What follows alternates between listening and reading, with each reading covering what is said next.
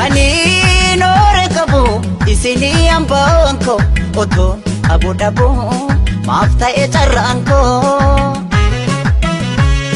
kuta dama manti mali fali kokodu ilman ada toko mali fali nodu malo yalmanko kutusu malo yalmanko gangafa malo ormayu gudise dabarse fi bonse ma dabare daba jette oromiya jette karme bose imboi oromiya tiya imboi sore ko sore et imboi otono ti jiru imboi naftu bode et oromiya tiya sore ko sore et Oni harra mucato ko jiwal bare mucaca sitti mundanda'u akkatti bareedu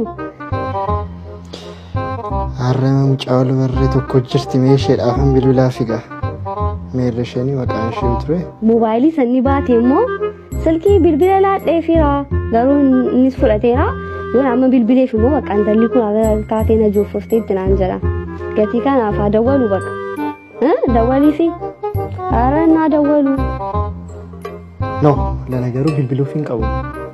Ofi mashaabee biltu dhugaa rabbi. Har'a na wajji wal bareetti immoo xeebuu dandeessin tarii gaafa bilbilu. Ay, habib biltu dhimma mataa ishee.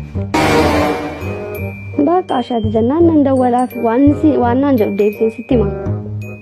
Ashubu. Moo bilbilu filaata. Qameenan bilbilaaf dhugaa rabbi maali?